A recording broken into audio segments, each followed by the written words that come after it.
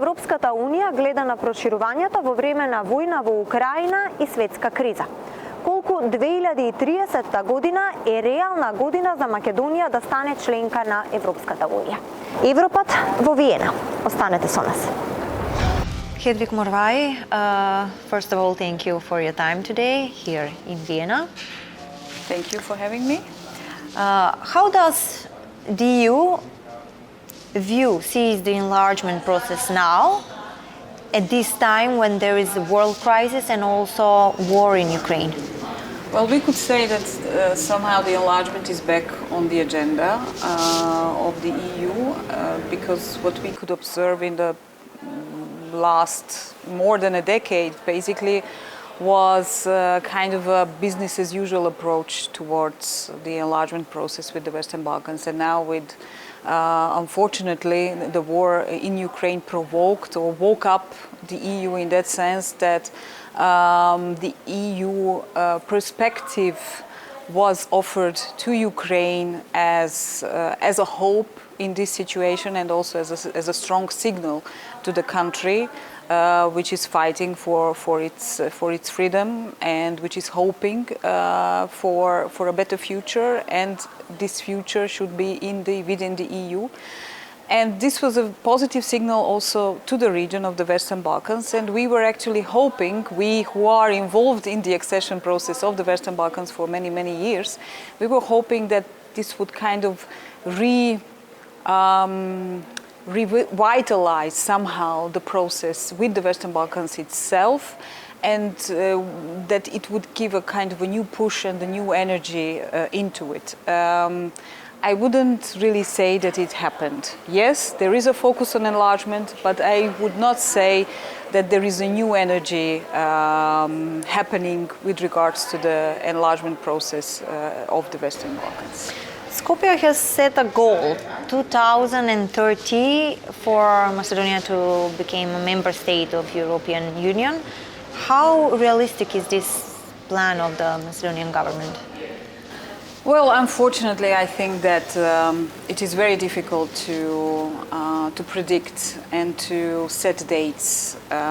If you look back at what was going on since basically 2003, when the so-called Thessaloniki promise was given to the region with the summit held in Thessaloniki.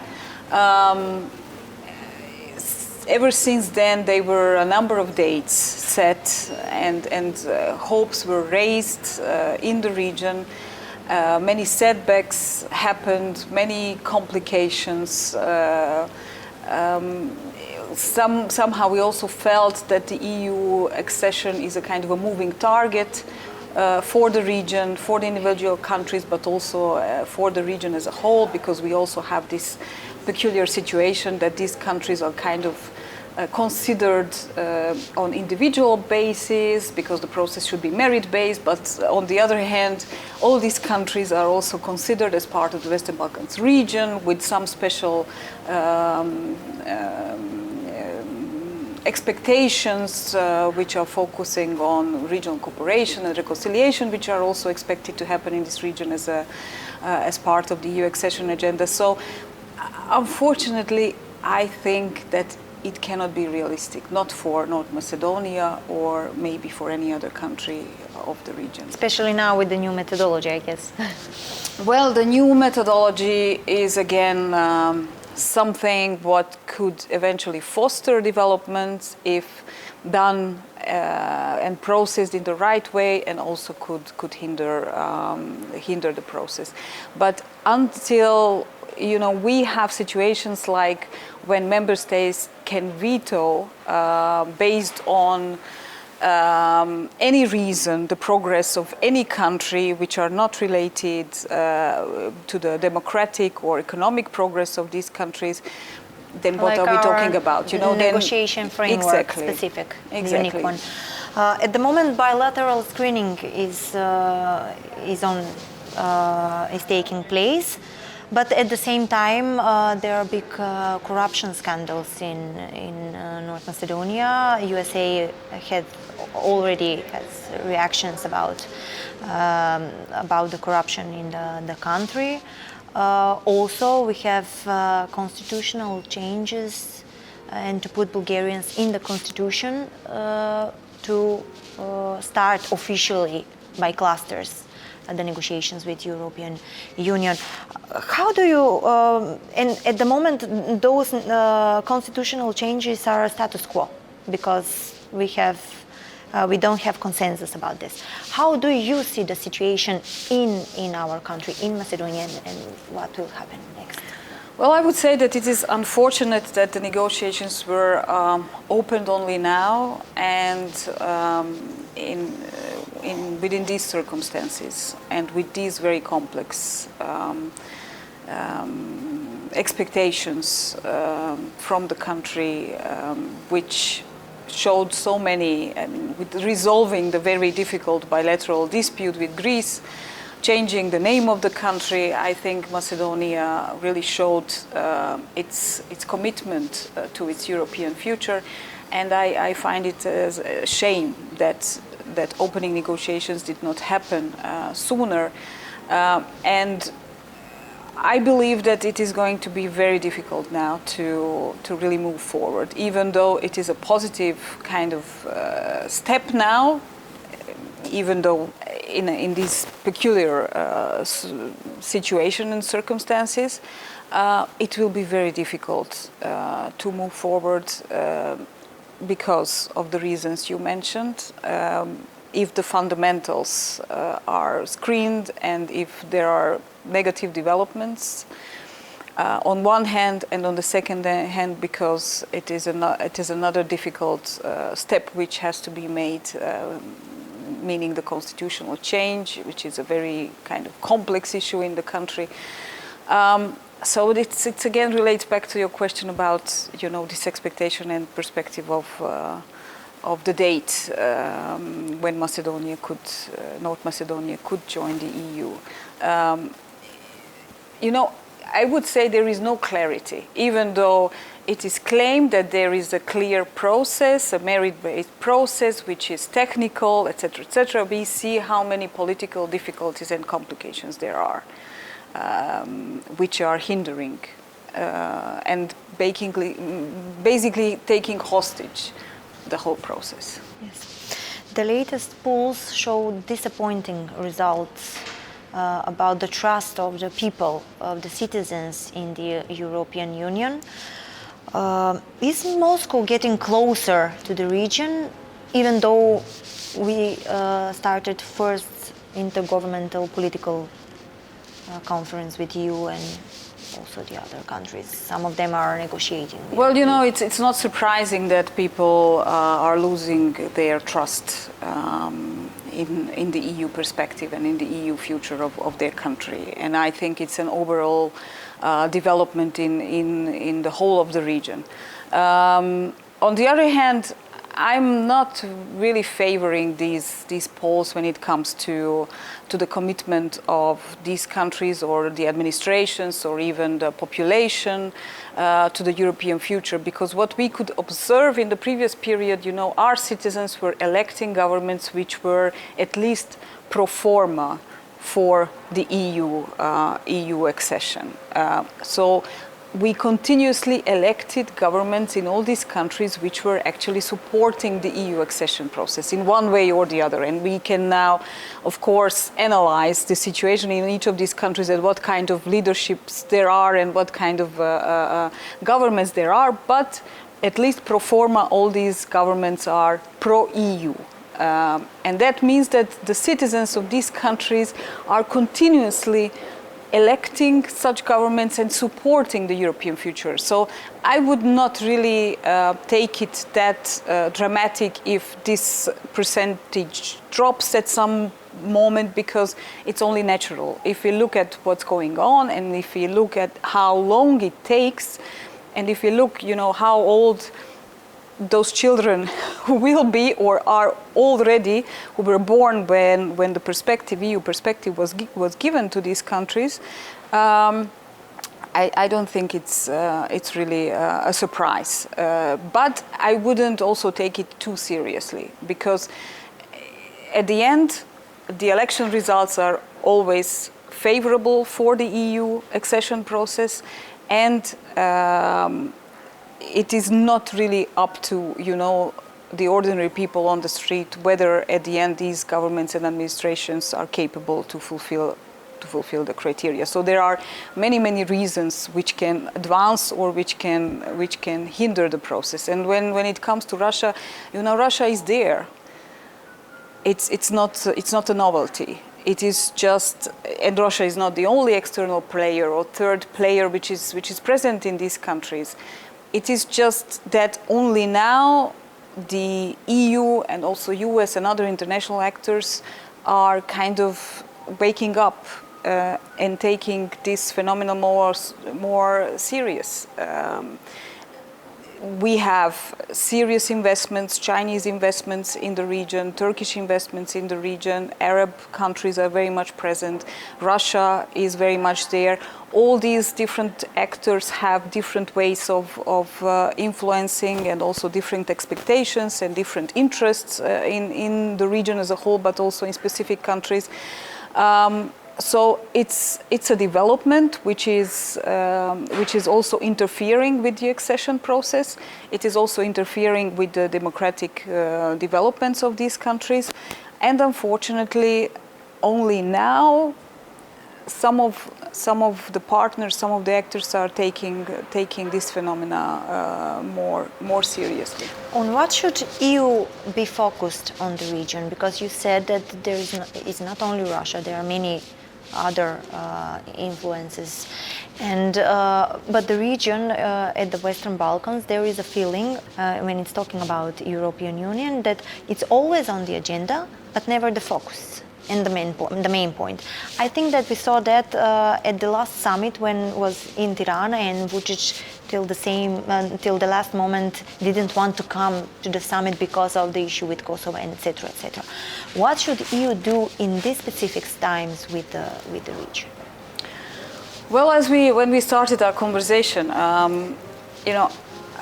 many of us expected that there would be a kind of a bold sign from the EU now in this very peculiar situation, when there is a serious crisis in the EU, when the region, the Western Balkans, is basically also seriously affected and could be also security-wise and with other matters affected by this war. That finally there would be a kind of a very strong message with an approach which has some novelties which can really move things forward in the region. But because what we can observe is, yes, as you say, the Balkans is on the agenda. There is the process, as we call it, business as usual, going on with many situations happening on its way, which are sometimes not easy to explain to our citizens, with a very slow advance which is made by these countries, with a very kind of confusing methodology and process, which is a mixture of political and technical, and not really delivering what is expected. So I would say that we should analyze the situation. What was going on so far? What are the perspectives? And what is actually is there a real political will on the EU side and the readiness to kind of accept these countries which are in the immediate EU neighborhood, which are basically surrounded by the EU, and put it at a strategic importance which is more linked to the EU's strategic future and security than the regions itself. So only if the EU recognizes how important it is to integrate the region for its own sake, I believe we can see advancement in this process, on one hand. On the other hand, we should see clear commitment and delivering clear results by our governments. Because we have to be honest, that is not happening. Yes, there are developments, there are some positive signs, but this is not what should be done. And if we now take case by case, country by country, we can clearly see that this is not enough and that there is more decline actually than advancement, especially in the key areas. What do you think about the European political community? Well, I think that it is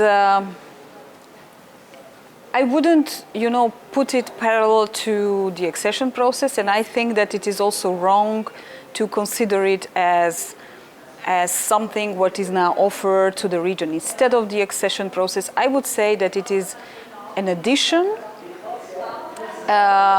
When it comes to the region, it is an additional opportunity to participate in a structure, in a network, in a community, which is very important for the EU's future. And it gives to the region a special kind of role and opportunity to maybe redefine its role in Europe. Because there are some key areas discussed within the European political community where our region could offer solutions, could offer answers and ideas which could be valuable for this broader European network of countries. And I think that this way the region could also position itself with regard to the EU accession process in a completely different light. But that would mean a real proactive region, a proactive kind of approach from the countries of the region to take active part in this community. Yes.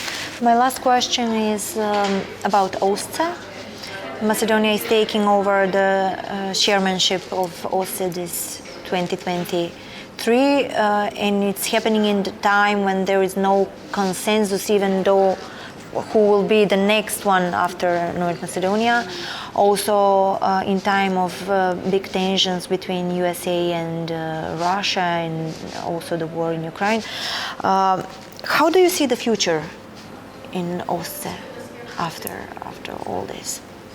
Well, what is after and when is the after? Yes, the big question. The big question, and then I think it's so difficult to predict anything at this moment. I can only say that I believe the OSCE is so important as an organization which provides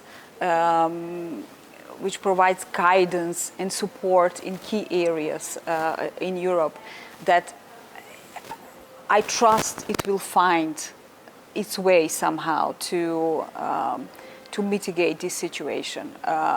I believe it's a very, very difficult crisis now, and I can only hope that there will be creative enough people within the leadership who will be able to come up with some solutions. Unfortunately, I'm not a diplomat, and I'm not involved in international organizations, so I cannot come up myself with a solution or any ideas on it.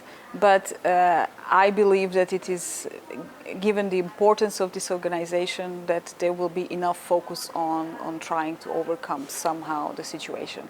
And it is not even the question what will happen with the OSCE after.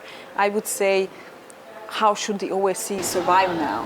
This time, 2023. Exactly, this time when what could be 2023 but could be even longer, because we don't know how long this crisis will last and what kind of a shape and form it will take. Unfortunately, it is now very difficult to figure out and to see the end to this crisis. Yes. Thank you for your time today and the conversation. Thank you very much. Гледавте ЕВРОПАТ. Останете со програмата на телевизија 24.